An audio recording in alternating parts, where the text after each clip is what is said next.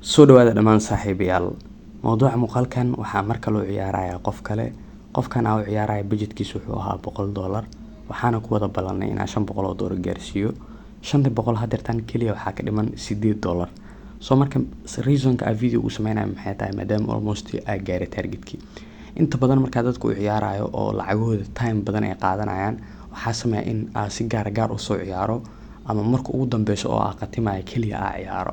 soo marka hadeertan maadaama almost 500 qofka kaliya $8 ay ka dhiman tahay waxaa rabaa $200 oo commission ahaan ah oo dabcan aan ku wada ballanay inaan sameeyo weliba anoo dabcan ku sharaxaya algorithm-ka kuna raaxaysanayna muuqaalka maadaama budgetka ay haysto oo yahay budget weyn $500 sida saxdana $500 kale ka sameyn karo halka saacadood laakiin hal saac dhan inaan sii dheelo uma baahni oo muuqaalka inta sameynaya kaliya rabaa inaan dheelo weliba waxaa rabaa in algorithm-ka sharaxaad kaga bixiyo muuqaalkana ma rabo inuu mid caajis noqdo ama mid dheer uu noqdo marka muuqaalka guda gali doonaa waxaa qorsheena noqon doonaa in marka koowaad targetkeena dabcan focus ka saarno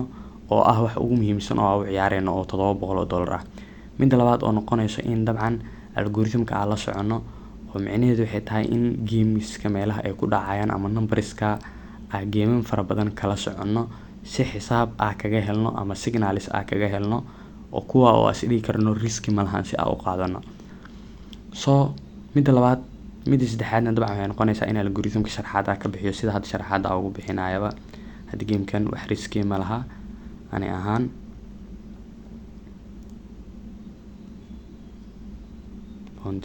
safe ku jira waana sababta dabcan lacagta u dhigtay hadeertan $439 ka soo bilaabay $700 oo targetkeena ahaa one game qaadanay one game-ka qaadan waxa ku gaarnay $700 u baahneen soo marka $500 ka dhigaynaa $700 ilaa $800 rabaa game-kan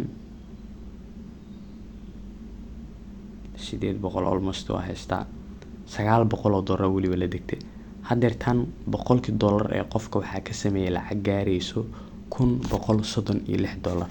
waana dabcan 10 jibaar marka loo eego $100 marka laga bixiyo waxaa soo haraysa dabcan lacag gaarayso adiga waxaa soo haraysa lacag gaarayso $138 lacag yarna ma aha dabcan oo waa lacag aad u badan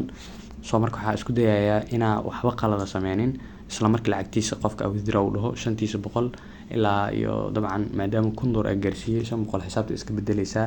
weliba aan naftirkii qorsheyga ma ahayn ilaa 1000 inaa gaaro oo maana ku wada balamin